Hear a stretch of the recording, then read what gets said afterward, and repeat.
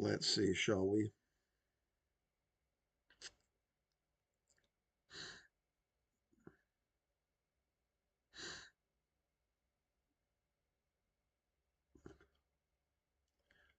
And there it is. Well, let's see, shall we? Okay, so this is part two. I did another video. I had some bizarre internet issue. I'm using OBS to like help with video and it crashed or something like that. Where was I? I was trying to talk about how, you know, discussing like advanced energy techniques, it sort of requires a certain amount potentially of like meditational acumen. But what's nice about a sort of more traditional sort of ritualistic thing is it's more open to everybody. And there's really interesting energetic aspects about that too. Um, because my initiation was sort of Kundalini energetic kind of initiation, I didn't take seriously the aspect of physical vital energy in the common sphere of energetics, and that's one thing that I was trying to reconcile in the last couple of years, which has happened, and so that's part of the reason this new course, Becoming Mythical, is um, is centered around not just meditation and not just energy work, but also around ritual, which is easy to manage for everybody. Still, there is a lot of sort of contemplation, and this is one of the things too, is that my focus generally on all of these things is contemplation. I think some people, understandably, have an issue with worshiping gods. I know when I started doing the Hecate course, there's a lot of like in the Hecate course, there's a lot of like long time witches who all worship Hecate, and that's what they do. And it's like I don't feel comfortable doing that if I don't know who this is. You know, like what is this deity and etc. So my approach to all this is contemplation. Like what is so it's almost like an inquiry process, where it's like I'm like inquiring what is this energy, right? So it's not like, oh, I'm no, it's inquiry into the energetic substrate of the deity of the moment. So anyway, as I was working with this, I was originally going to call the class like Aphrodite's Wave or the Pearl-born Tantra of Aphrodite or something like that, because it's such an obvious tantric thing. But um, but it's way bigger than that. It's so unbelievably cool. And this is what I was saying about the emergence of information. Like as you inquire into this area of whatever it is, so much really important information emerges. And so as I was working with the contemplations of the sort of underlying symbolic structure of the Aphrodite Arcanum, the becoming the becoming mythical arcanum, I started realizing it's actually way bigger than what I was calling Aphrodite's wave. It's um it's mind blowing. It's actually what happens is Aphrodite. What I was thinking of Aphrodite's wave.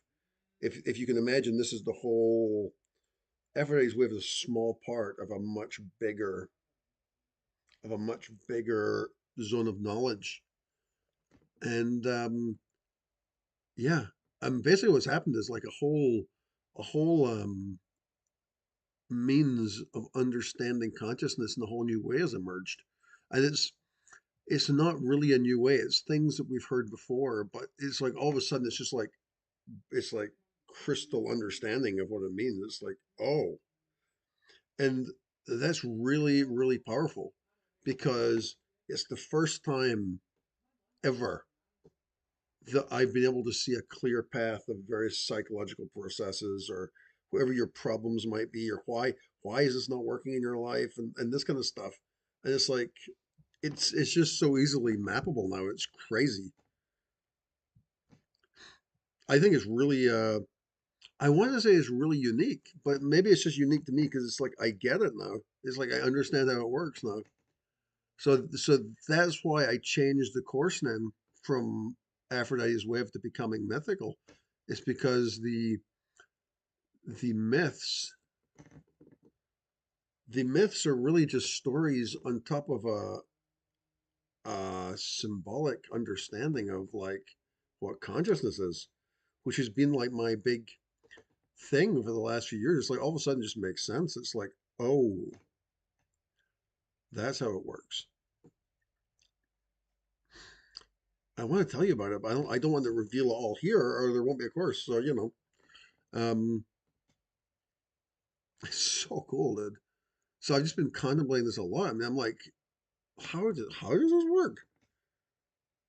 And so these processes, and so yeah, so previously the whole website becomingmythical.com was really this.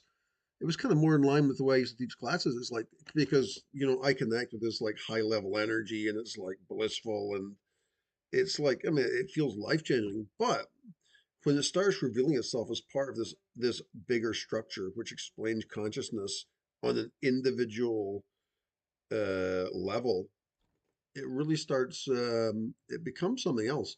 So that's why I've changed all the language on becomingmythical.com to be more about that, like the solving problem kind of language, because it's like that's what it ends up doing. And so really the Aphrodite Arcanum, if we're going to call it that briefly, is really just like the entranceway into something which is going to become bigger. I actually think what I'm going to do is I could spend up. I think I may end up spending a bunch of years on this actually. Um, it's that cool. I'm going to put probably most of my effort into this, into understanding what it means. No, it's true. There's a whole bunch of stuff like, and I've certainly talked the whole sort of why put effort into this. I mean, everything's it's all a matrix, or everything is non-duality, and nothing means anything. Maybe, maybe if you're one of the lucky people who can connect to non-duality right away, that would be really great for you. But I'm not convinced. I think 90% of the people who have experienced non-duality are still perplexed by the underlying energies of their life. Now, obviously, that's not true for all of them, and you can actually separate from it and see that there's a separation, or it's not real. It's a story which has been embedded in energy and all this kind of stuff. But what's interesting about the whole becoming mythical concept is that it's kind of like a tantra, because what happens is, for example, if you were to like contemplate Aphrodite, and obviously Aphrodite is the power of like love and lust and various other things. What happens is, as you become aware of these forces in your life, and there are things which exist in abundance or in what's the other word, the opposite of abundance, lack, right? It becomes a bit like the recognition sutras. So the recognition sutras has us sort of like viewer vision as a function of divinity, and it has us view our smell and our hearing as functions of divinity. In the same way, like contemplating Aphrodite, it allows us to see that what these emanations of our lives, whether it's lust or love or lack, are also functions of divinity. But now there's like a really effective way of understanding it, and not just understanding it, because this is all part of an underlying system which is really stunning. It's a stunning system which illuminates I mean, it totally changes the game for understanding like how chakras work, and the best way to explain it without getting into it is to say that Aphrodite in the Roman Empire was known as Venus, right? Which has big implications. Um, because it turns out all those names are just markers for modalities of consciousness, which have been forgotten. And part of the reason they've been forgotten is because face of the face of the markers has been changed. The markers have been painted over with other images. Maybe it's the Virgin Mary, whatever it might be. I mean, it's interesting.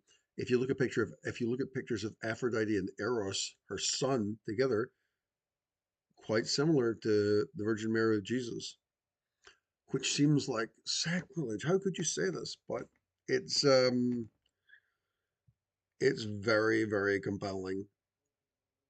Um, Eros, Eros, yeah. I'll leave that for the class. There's a whole lecture on that that's amazing. And but there's emergence of forces. There's emergence from the friction of consciousness, which allows us to see in real time these archetypes, divinities, realities in our awareness in real time. It's crazy. So yeah, I think I'll just wrap up there. I mean, I could go on all day, but there's no point in doing that forever. Um, so the course is becomingmythical.com. It's pay what you want. So there's a bunch of big yellow buttons in there. You just click. It'll take you to a Gumroad page where you can choose. You pay the fee, or you can select zero or whatever you want to pay. Um, and that's it. And so hopefully people sign up for it. What's interesting, I'm gonna do the class anyway because, like I said, I think this is gonna be like a multi-year project for me because the Aphrodite aspect of this, and this, well, actually, I've been talking a lot about Aphrodite, but actually, it's Aphrodite, Hermes, Aphrodite, Artemis, maybe. There's so many amazing angles you can go with this at, which are so cool. I mean, they're so cool. And that's why, I think even just exploring the Aphrodite Hermes relationship, like completely, you could spend a year doing that. I mean, I could talk about it. The class is actually like the way I'm doing the class, it's like 5 lectures. And then in between the lectures, it'll be one lecture, and then the next week will be questions and answers. The next week, a lecture, question and answers, which is that's like the Jason Miller style of doing it, right? Um, so I quite like that style. I think it's good. 5 classes, it's quite small class, really.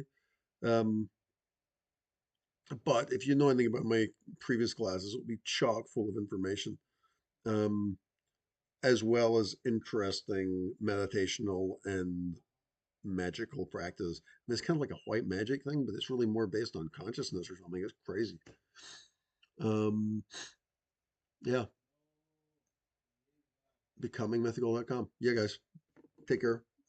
Hope people sign up for it. Peace.